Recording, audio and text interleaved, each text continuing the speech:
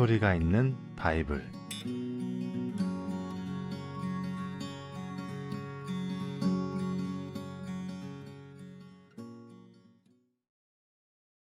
이집트의 왕자 모세.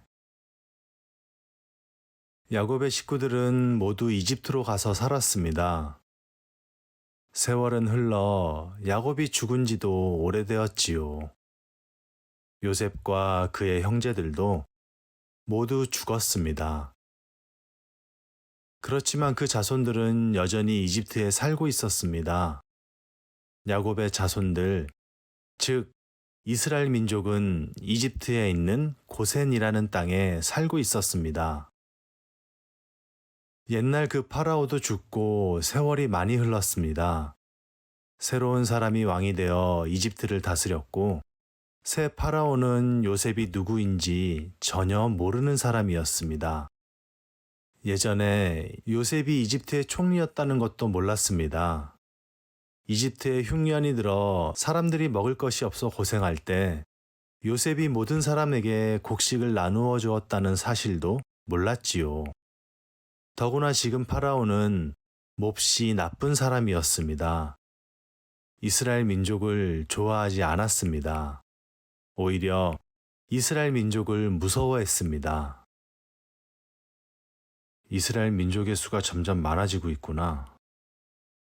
이러다가 언제 이 나라를 빼앗겠다고 일어설지 모르겠어. 이스라엘 민족이 이 나라를 빼앗지 못하도록 지금부터 조심해야겠다. 어떻게 하면 좋을까? 그래, 이스라엘 남자들한테 아주 힘든 일을 시키도록 해야겠다. 힘든 일을 하다 보면 힘이 빠져서 싸움도 할 수 없게 되겠지? 파라오는 그때부터 이스라엘의 모든 남자에게 일을 시켰습니다. 파라오를 위해 일을 하도록 했지요. 파라오는 사람들에게 벽돌 굽는 일을 시켰습니다. 벽돌이 구워지면 그 벽돌로 높은 성벽을 쌓고 큰 성을 만들고자 벽을 쌓았던 것입니다. 하지만 이스라엘 민족은 계속 늘어났습니다. 아이들이 정말 많이 태어났지요. 파라오는 이전보다 더 겁이 났습니다. 다른 방법을 찾아봐야지. 이런 식으로는 안 되겠어. 지금처럼 계속 가다가는 우리나라 사람보다 이스라엘 사람들이 더 많아지는 날이 곧 오고 말 거야. 그때는 이스라엘 민족이 나라를 빼앗을지도 모르겠어.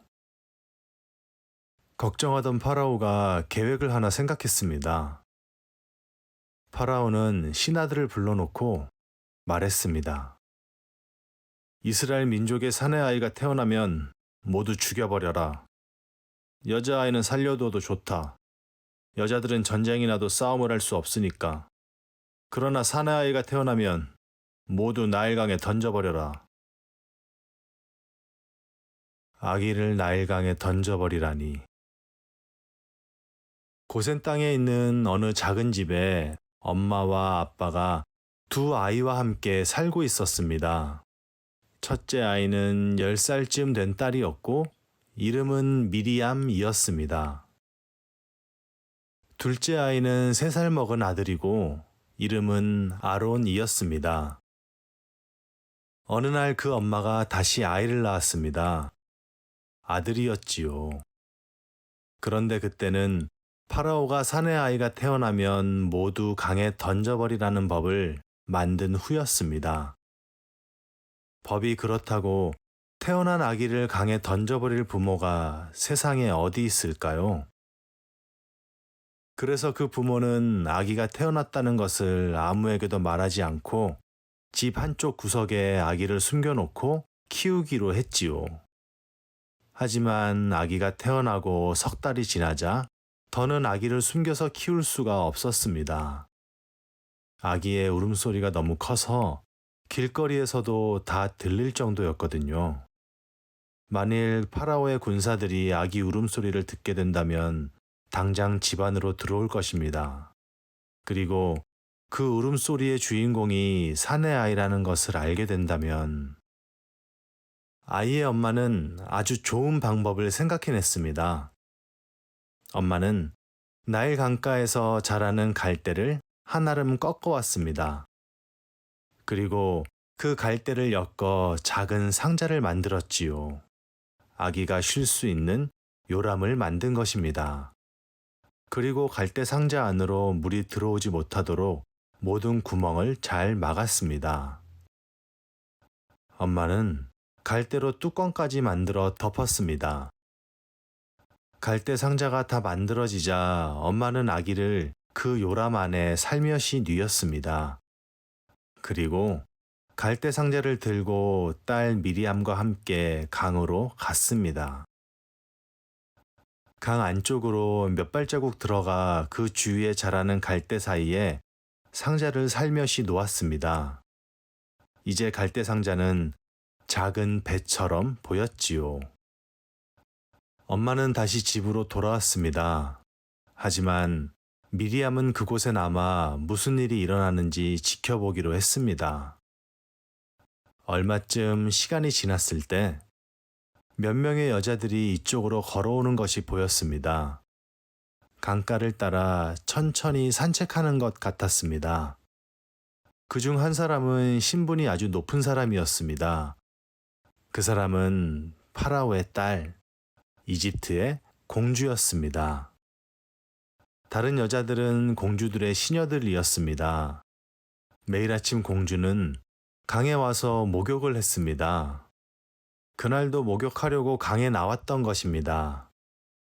공주가 갈대를 헤치고 강물로 걸어 들어가던 그때 공주는 갈대 사이에 무언가 떠 있는 것을 발견했습니다.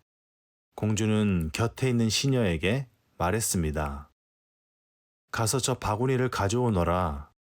안에 무엇이 들어있는지 궁금하구나. 시녀 한 명이 물속으로 걸어 들어가 갈대 상자를 들고 왔습니다. 그리고 공주에게 건넸습니다. 공주는 상자 뚜껑을 열어보았습니다. 그 안에 무엇이 있었을까요? 아주 귀엽게 생긴 아기가 있었습니다. 그 아기는 귀여운 사내아이였습니다. 공주는 단번에 눈치챘지요. 이스라엘 민족에게서 태어난 사내아이는 전부 죽이도록 한 법을 알고 있었거든요. 공주가 말했습니다. 이 아이는 죽이지 않겠어. 내가 아들로 삼아 키워야겠어. 정말 예쁜 아기로구나. 그래, 이 아기는 이제부터 내 아들이야. 하지만 공주는 아기의 진짜 엄마가 아니었기에 아기에게 젖을 물릴 수가 없었습니다. 미리암이 바로 곁에서 일어나는 모든 것을 다 보고 들었습니다. 미리암은 시녀인 것처럼 재빨리 공주 앞으로 뛰어가 말했습니다. 제가 아기에게 젖을 줄 수 있는 유모를 알고 있습니다. 그 유모를 데리고 올까요? 공주가 대답했습니다. 그렇게 하도록 해라. 미리암은 단숨에 집으로 달려갔습니다. 엄마, 공주님이 우리 동생을 발견했어요. 우리 동생을 공주님이 키우겠대요. 하지만 공주님은 아기에게 젖을 줄 수가 없잖아요. 빨리 와보세요. 그 말을 들은 엄마는 미리암 손을 잡고 공주에게로 달려갔습니다. 공주가 말했습니다. 이 아기를 키워줄 수 있겠느냐? 이 아기가 많이 자란 후 내가 있는 궁전으로 데리고 오너라. 나는 아기를 나의 아들로 삼을 생각이다. 이 아기의 이름은 모세이다. 이제 엄마는 아기를 편안하게 키울 수 있게 되었습니다. 만일 군인들이 집에 들어오더라도 이렇게 말을 하면 되니까요. 이 아기에게 손대지 마라. 이 아기는 공주님의 아들이시다. 나는 공주님의 부탁으로 이 아기를 키우고 있다. 모세는 몇 년 동안 고센에 있는 자기 부모님의 집에서 자랐습니다. 누나 미리암과 형 아론과 함께 놀며 지냈습니다. 그러던 어느 날 모세의 엄마는 모세를 공주가 사는 궁전에 데려다 주었습니다.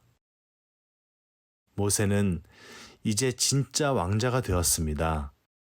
멋진 방에서 지내게 되었고 좋은 장난감도 많이 있었습니다. 그리고 모세는 글을 읽고 쓰는 것도 배웠습니다. 모세가 더 자랐을 때는 말이 끄는 멋진 마차도 생겼지요. 마차를 타고 길거리를 달릴 때도 있었습니다. 길에서 그 모습을 본 사람들이 말했습니다. 저길 봐, 모세 왕자야. 공주님의 아들 모세 왕자가 오고 있어. 하지만 모세는 공주가 자기 진짜 엄마가 아니라는 것을 알고 있었습니다. 자신의 진짜 엄마는 고센 땅 작은 집에서 살고 있고 진짜 아빠는 파라오를 위해 아주 힘든 일을 해야 한다는 것도 알고 있었습니다.